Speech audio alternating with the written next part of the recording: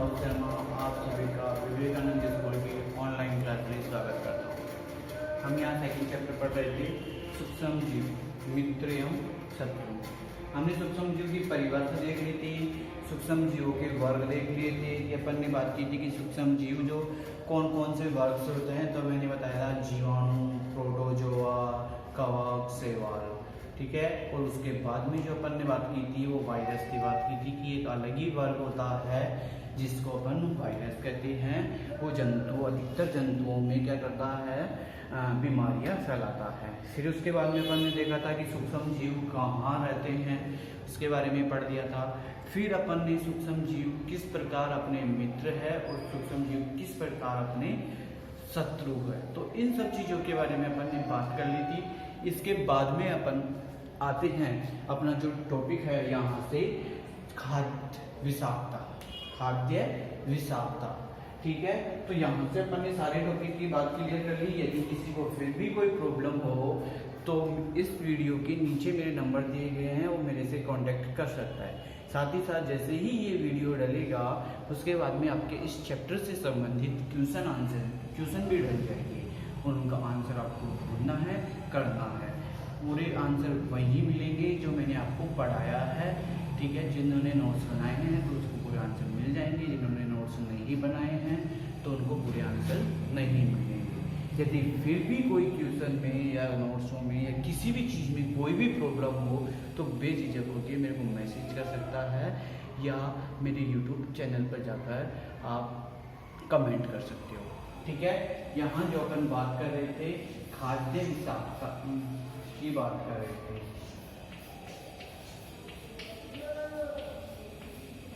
तो यहाँ अपन ने सूक्ष्म जीवों की बात की है। तो सूक्ष्म जीव क्या होते हैं, जैसे अपन संदूषित भोजन कर लेते हैं, गंदा मतलब भोजन कर लिया या पानी पी लिया, तो उसके माध्यम से ये जो सूक्ष्म जीव होते हैं ये अपने शरीर के अंदर चले जाते हैं। तो शरीर के अंदर जाएंगे, लेकिन कुछ सूक्ष्म जीव जो हानिकारक थे वो सूक्ष्म जीव क्या होते हैं कि जैसे शरीर के अंदर जाकर एक विषैला पदार्थ का निर्माण करते हैं, जिसे अपन फूड पॉइजन कहते हैं। इसको अपन इंग्लिश में क्या बोलेंगे, फूड पॉइजन। तो जैसे ही क्या होगा, वो सूक्ष्म जीव अपने शरीर के अंदर जाएंगे और एक विषैले पदार्थ का निर्माण करेंगे। जैसे ही वो विषैले पदार्थ का निर्माण करते हैं तो अपना जो पेट होता है, आमाशय, उसमें क्या होता है, पूरे में जहर फैल जाता है या फिर उससे संबंधित जो होती है बीमारियां होने लगती है। तो इसलिए सूक्ष्म जीव क्या है, हमारे लिए हानिकारक भी है। तो यदि आपसे खाद्य विषाक्तता की परिभाषा पूछी जाए तो आपको क्या करना है कि ऐसे सूक्ष्म जीव जो विषैले पदार्थ उत्पन्न करके अपने को नुकसान पहुंचाते हैं या भोजन को संदूषित करते हैं, भोजन को संदूषित हुए भोजन को अपन क्या कहते हैं, खाद्य विषाक्तता कहते हैं, या उन्हीं विषैले पदार्थ को अपन क्या कहेंगे, खाद्य विषाक्तता कहेंगे, ठीक है। सूक्ष्म जीवों द्वारा उत्पन्न भोज्य पदार्थों के लिए विषैले पदार्थ को अपन क्या कहेंगे, खाद्य विषाक्तता कहेंगे। यहाँ तक किसी को कोई प्रॉब्लम हो तो इस चैप्टर तक तो मेरे को बता देना जरूर, ठीक है। खाद्य विषाक्तता की बात कर ली अपन ने। अब खाद्य परिरक्षण की बात करते हैं, खाद्य परिरक्षण की बात करते हैं। तो देखिए अपन क्या करेंगे कि जो अपना भोजन है या जो अपने खाने वाले जो पदार्थ है, उन खाने वाले पदार्थों को खराब होने से बचाने के लिए अपन इनका परिरक्षण करते हैं। तो उन परिरक्षण करके ही अपन क्या कर सकते हैं, परिरक्षण करके अपन भोजन को बचा सकते हैं या अपने जो खाद्य पदार्थ हैं उनको अपन बचा सकते हैं। तो परिरक्षक होते हैं, ये तो परिरक्षण हो गया, मतलब पूरी क्रिया हो गई परिरक्षण। और जो पदार्थ होते हैं जो सूक्ष्म जीवों की वृद्धि को रोकते हैं उन्हें अपन क्या कहते हैं, परिरक्षक कहते हैं। यहाँ मैं परिरक्षक की बात लिख देता हूँ। तो परिरक्षक में क्या लिखेंगे अपन, ऐसे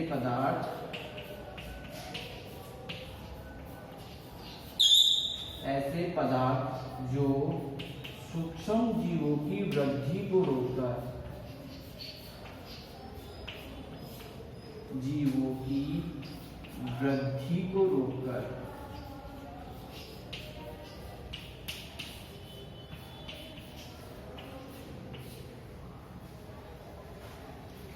कर खाद्य पदार्थों को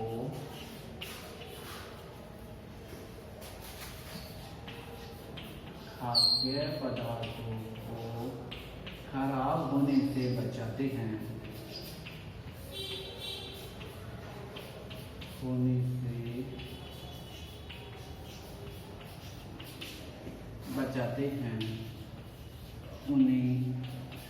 परिरक्षक कहते हैं।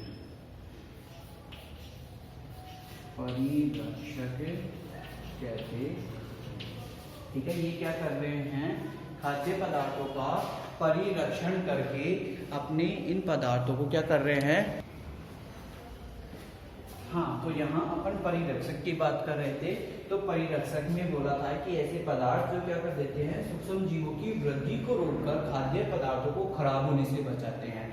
कि मैं कहने का मतलब है, वो सूक्ष्म जीव जो वहाँ अपने शरीर के अंदर पहुँचा है उसको बढ़ने नहीं देते, वहाँ उसकी क्या कर देते हैं, वृद्धि को रोक देंगे थोड़े दिन के लिए और फिर उसको नष्ट कर देते हैं।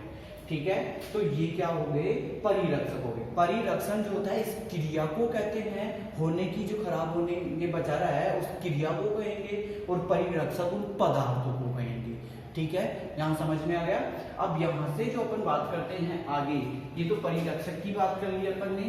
अब इसके आगे अपन बात करेंगे कि परिरक्षण किन किन चरणों में किया जाता है, तो इसके चरण देखेंगे या फिर किन किन तरीकों से किया जाता है। तो यदि अगर मैं इसी में खाद्य परिरक्षण की बात करूं, फर्स्ट लिखता हूं मैं इसमें क्या लिखूंगा, अपना रासायनिक रूप से, रासायनिक उपाय से, ये लोग अपन ने लिख दिया रासायनिक उपाय से। तो देखिए, रासायनिक उपाय की अगर अपन बात करते हैं तो नमक होता है और तेल होता है। तो अपन क्या करते हैं, जब भी आचार बनाते हैं तो उसमें क्या कर देते हैं, अपन नमक डाल देते हैं और बहुत ज़्यादा तेल डाल देते हैं। जितना भी अपन को अचार बनाना है उस सारे अचार को तो अपन क्या कर देते हैं, उस तेल के अंदर डुबो देते हैं और तेल ऊपर तरने लग जाता है। तो क्या होगा, वो जो अपना वो तेल है वो क्या कर रहा है, परिरक्षक का कार्य कर रहा है कि उस आचार के अंदर क्या नहीं जाने दे रहा, कुछ भी सूक्ष्म जीवाणुओं को नहीं जाने दे रहा। यदि अगर ऐसा हो, जैसे अगर अपन आचार को 1-2 दिन खुला छोड़ दे तो उस पर जाले हो जाते हैं, तो क्या हो गया कि उस पर उस सूक्ष्म जीवों ने क्या कर ली, वृद्धि कर ली, वो खराब होने लगता है। और जबकि अगर अपन उसको तेल में रखते हैं तो खराब नहीं होता है। तो इसलिए अपन इसको रासायनिक रूप से भी क्या कर सकते हैं, रासायनिक हो गया। जैसे अगर नमक की बात करते हैं तो नमक का सूत्र क्या होता है, NaCl होता है। ये रासायनिक की तो है, रासायनिक पदार्थ भी तो है। तो रासायनिक पदार्थों से भी अपन इसका क्या कर रहे हैं, खाद्य पदार्थों का परिरक्षण कर रहे हैं। ठीक है, अब दूसरा जो अपन बात करते हैं, गर्म एवं ठंडा करके, गर्म एवं ठंडा करके। तो क्या होता है, कुछ ऐसे पदार्थ होते हैं, जैसे अपन दूध की बात करते हैं। दूध को क्या कर दिया, जैसे अपन दूध ले लेते हैं, उस दूध को गर्म करके और फिर थोड़ी देर के लिए ठंडा होने लगते हैं, तो क्या होता है, वो खराब नहीं होता। यदि अगर अपन कच्चे दूध को वैसे ही रख दें तो घंटे 2 घंटे 3 घंटे भी क्या हो जाता है, खराब हो जाता है। क्यों हो जाता है, क्योंकि उसमें सूक्ष्म जीव क्या होने लग जाते हैं, वृद्धि करने लग जाते हैं। लेकिन अपन ने क्या कर दिया, उसको गर्म कर दिया तो उसमें क्या होगा कि जो वो पदार्थ है, रासायनिक जो पदार्थ है वो क्या करने लग जाएंगे, वो सूक्ष्म जीव है वो क्या करने लग जाएंगे, वृद्धि करने लग जाएंगे। यदि सूक्ष्म जीव उसमें वृद्धि करने लग गए तो वो क्या हो जाएगा, खराब हो जाएगा। ठीक है, तो ये अपन ने इन दोनों की बात कर ली। अपन को अधिकतर बस ये 2 ही करने हैं। इसमें खाद्य परिरक्षण करेंगे तो 2 ही तरीकों से करेंगे, रासायनिक उपाय से या फिर जैसे नमक डाल के भी कर सकते हो। आपको बुक में बहुत सारी चीजें दे रखी है तो आप उनको भी यहाँ से भी याद कर सकते हो, नमक डालकर। तो ये चीज भी आप याद कर सकते हो। जैसे लेकिन हमने क्या कर लिया, नमक डालने वाला जो प्रभाव है रासायनिक उपाय उसी में देख लिया था। तो आप ये 3 याद कर लेना। इसमें क्वेश्चन ऐसे पूछा जाएगा, यदि आपसे क्वेश्चन पूछा जाएगा खाद्य परिरक्षण अपन किस प्रकार कर सकते हैं, समझाइए। तो किस प्रकार कर सकते हैं, रासायनिक उपाय से, गर्म एवं ठंडा कर और नमक डालकर। ठीक है, या फिर आप जैसे इसमें 1/4 और भी लिख सकते हो उसकी पैकिंग कर कर। पैकिंग जैसे अपने जो भी ये चिप्स वगैरह जो आती है, ये आलू की चिप्स जैसे अगर बात करते हैं तो इनको क्या कर देते हैं, वायुरोधी थैलियों में बंद कर देते हैं, ताकि उसमें क्या नहीं हो, हवा और सूक्ष्म जीवाणु उसमें प्रवेश नहीं कर सके। इसलिए कुछ पन्नियाँ पॉलीथीन जो होती है, उन पॉलीथीनों में भी अपन क्या कर सकते हैं, उनको डाल देते हैं ताकि उसमें सूक्ष्म जीवाणु नहीं कर सकते। तो अपनी बुक में बहुत सारे इसके टॉपिक दे रखे हैं, उनके बारे में आप वहाँ से देख लेना है, टॉपिक ही लिखना है अपन को। तो खाद्य पदार्थों का परिरक्षण अपन किस प्रकार करेंगे, तो ये चरण हो गए अपने, ठीक है। यहाँ से अगर अपन आगे बात करते हैं तो इसमें अपना आता है नाइट्रोजन चक्र।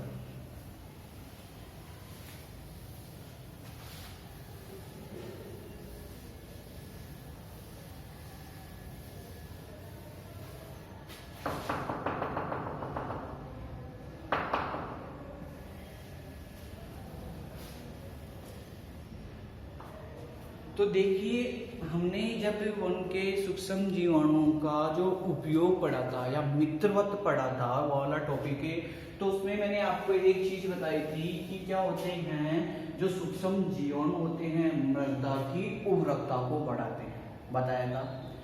अब यहाँ जो चीज मैंने बताई थी आपको, मिट्टी की उर्वरकता को बढ़ाते हैं, और उसमें मैंने आपको एक चीज बताई थी कि यहाँ जो होता है नाइट्रोजन स्त्रीकरण वाला अपना एक छोटा सा वर्ड आया था वहां पे, तो मैंने आपको यहाँ बताया भी था कि इस चीज को अपन क्या करेंगे, आगे पढ़ेंगे, इस टॉपिक को अपन क्या करेंगे, आगे बढ़ेंगे। तो देखिए, नाइट्रोजन स्त्रीकरण की यदि अपन बात करते हैं तो मैंने आपको ये चीज बताई कि अपनी जो पूरा वायुमंडल होता है, उस वायुमंडल में 78% का नाइट्रोजन होती है। और क्या होता है, जो अपने शरीर में मतलब अपने जो वायुमंडल में जो नाइट्रोजन है उसका जंतु और पादप सीधे तरीके से उपयोग नहीं कर सकते। जो नाइट्रोजन है उसका सीधे तरीके से उपयोग नहीं कर सकते। मान लो कि ये अपनी क्या है, वायुमंडलीय नाइट्रोजन है जो वायुमंडल में उपस्थित है, इसकी अपन बात करते हैं 78% है। तो यहां से अपन ने क्या कर दिया, कुछ जीवाणु, सूक्ष्म जीवाणु की बात की थी, जैसे राइजोबियम। यहां क्या बात करते हैं अपन, राइजोबियम।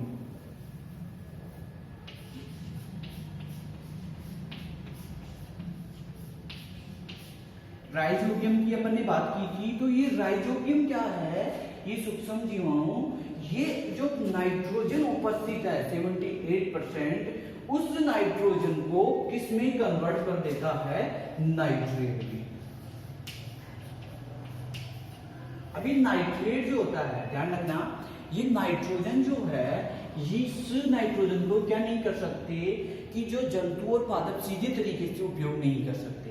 अब जब सीधे तरीके से उपयोग नहीं कर सकते तो ये राइजोबियम क्या करता है, इस नाइट्रोजन को इस नाइट्रेट में बदल देता है। अब इस नाइट्रेट को जो क्या कर सकते हैं, जंतु और पादप क्या करेंगे, अवशोषण कर सकते हैं। तो नाइट्रोजन से नाइट्रेट के बदलने की क्रिया क्या कहलाएगी, नाइट्रोजन का स्त्रीकरण कहलाएगी। क्या कहलाएगी है, नाइट्रोजन का स्त्रीकरण कहलाएगी। अब इस नाइट्रेट को क्या कर लेंगे कि जो अपने ये नाइट्रेट क्या होगा, जैसे राइजोबियम ने इसको नाइट्रेट में बदल दिया, अब ये मृदा में जो उपस्थित है मिट्टी में, अब यहां से पादप क्या करेंगे, उस मृदा से अपनी जड़ों के द्वारा इसको अवशोषण कर लेंगे। मान लो कि इस नाइट्रेट को क्या कर लिया, पादपों ने अवशोषण कर लिया, ठीक है। इस नाइट्रेट को क्या ले लिया, पादप ले लिया। अब इस पादपों को कौन खाएगा, इस पादपों को जंतु खाएंगे, जैसे गाय भैंस बकरी की बात करेंगे। अब इस पादप को कौन खा गया, जंतु खा गया। अब ये जब जंतु मर जाएगा तो ये मर के भी क्या हो जाएगा, जब मर जाएगा तो इस मतलब इसका विखंडन होगा, मरने के बाद में थोड़े दिन सड़ेगा, सड़ने के बाद में ये क्या होगा, वापस विघटित होगा। तो विघटित होने के बाद में ये क्या हो जाएगा, मिट्टी में मिल जाएगा। जंतु किस में हो जाएगा, किस में मिलेगा, मिट्टी में मिल गया। अब मिट्टी में मिलने के बाद में ये वापस नाइट्रोजन किसमें कन्वर्ट हो गई, वातावरण में चली गई। अब यहाँ से जो वातावरण में चली गई तो फिर ये वायुमंडलीय नाइट्रोजन बन गई, फिर राइजोबियम होगा, राइजोबियम नाइट्रेट में कन्वर्ट करेगा, फिर नाइट्रेट बादकों में, जंतु, मिट्टी, फिर नाइट्रोजन। तो ये चक्र क्या होता है, ऐसे चलता रहता है। इसी को अपन क्या बोलते हैं, नाइट्रोजन चक्र बोलते हैं। मैं आशा करता हूँ आप सभी को समझ में आया होगा। और इस जो नाइट्रोजन चक्र दे रखा अपना बुक में, तो वहां से वो देख लेना है आपको, लेकिन आपको तो यही चक्र बनाना है। अभी तो आपको यही याद करना है, बाकी जो आप उसमें किताब में से भी देख सकते हो और इसके क्वेश्चन आंसर जरूर करना है। ठीक है, धन्यवाद।